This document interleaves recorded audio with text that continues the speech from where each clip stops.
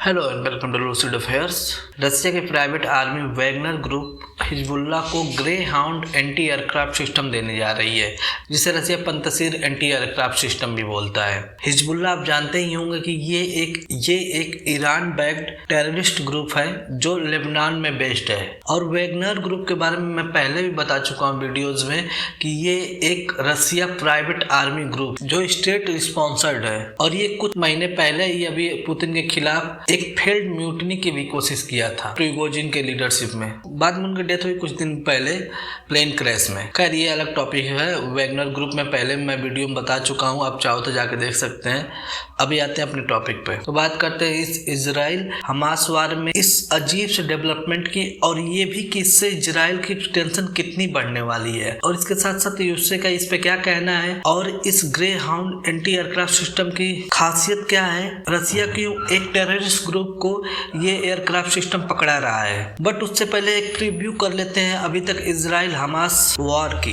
तो 7 अक्टूबर को हमास ने 5000 रॉकेट से इजराइल पर अटैक किया और बहुत सारे लोगों को हॉस्टेज भी बना दिया, और करीब 1400 से 1500 इजरायली नागरिकों की मौत हुई। हॉस्टेजेस में काफी फीमेल थी, उनके साथ फिजिकल एब्यूज किया गया और बिना कपड़ों के सिटी में घुमाकर बर्बरता की सारी हदें पार कर दिया हमास ने। इसके रिटेलिएशन में इजराइल ने गाजा पे एयर स्ट्राइक की और ग्राउंड लेवल से लगातार बॉम्बिंग की। इसका रिजल्ट ये हुआ कि काफी सारे पैलेस्टाइन के लोग मारे गए, बच्चे और महिलाएं भी थी इसमें, और काफी सैड पिक्चर्स भी हमें देखने को मिली। हाँ, करीब 1500 से 2000 हमास के टेररिस्ट भी मारे गए। और अभी 2 वीक्स पहले आपने देखा होगा कि एक हॉस्पिटल को बॉम्ब कर दिया गया था, और इसकी जिम्मेदारी न हमास लिया न इजराइल। उसमें करीब 500 लोग मारे गए थे जो कि गाजा में लोकेटेड था। और इजराइल हमास दोनों ने एक दूसरे ब्लेम किया और बोला कि हमने ये नहीं किया। इजराइल के रिटेलिएशन में अभी तक 5000 से ज्यादा मौतें दर्ज की गई हैं। अभी रिसेंट न्यूज की माने तो इजराइल ने गाजा को घेर लिया है और हमास के आतंकवादी गाजा के सुरंगों में छिपे हुए हैं, और वहीं से वो लोग अटैक कर रहे हैं इजरायली डिफेंस फोर्सेस पे। तो ये अभी तक मेजर इवेंट थे इजराइल हमास वार के। अभी हम बात करते हैं, ये एक बहुत बड़ी डेवलपमेंट है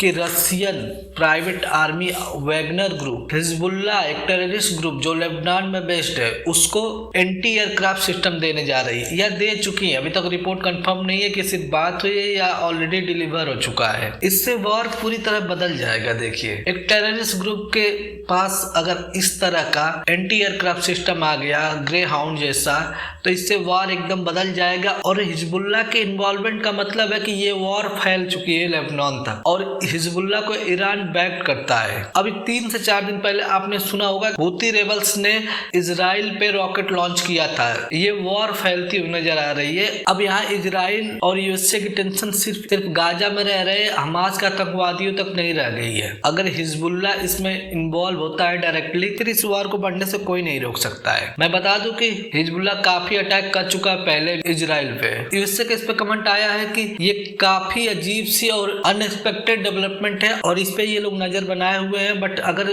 ऑलरेडी ये डिलीवर हो गया है, फिर काफी मेजर स्टेप लेने पड़ेंगे यूएसए को, मे बी, और वैसे को और ज्यादा फोर्सेस बढ़ाने पड़ेगी गाजा के आसपास। अब बात करते हैं इस grey hound anti aircraft system की। तो ये मैन्ड और अनमैन्ड दोनों तरह के एयरक्राफ्ट को शूट डाउन कर सकता है पॉइंटली टारगेट करके।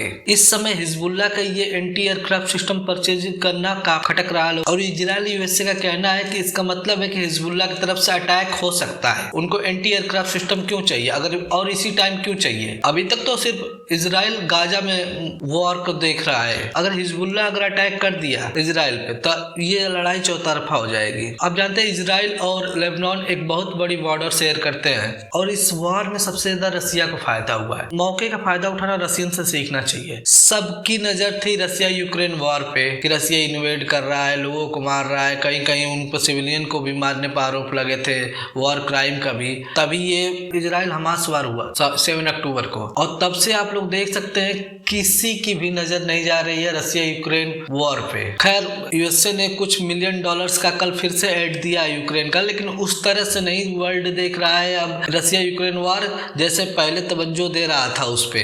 और एक एक डेवलपमेंट को लोग फॉलो कर रहे थे। अभी सभी लोग का इंटरेस्ट सिर्फ हॉट टॉपिक इजराइल हमास वार पे है और इस चीज से रसिया को काफी फायदा होने वाला है। इस वार के बाद रसिया यही चाहता है कि वर्ल्ड का पूरा अटेंशन इजराइल हमास वार पे रहे और इजराइल के लिए टेंशन की बात यह है कि उसको एक तरफ से नहीं कई तरफ से लड़ाई अब करनी पड़ेगी। अगर हिजबुल्लाह ये परचेज करा एंटी एयरक्राफ्ट सिस्टम तो इजरायली रॉकेट और ड्रोन्स को शूट डाउन कर सकता है। ये काफी बड़ी बात है कि एक टेररिस्ट ग्रुप के पास इस तरह का एंटी एयरक्राफ्ट सिस्टम आ जाना, वो भी एक कंट्री के through. That's all in this video. Thank you for watching.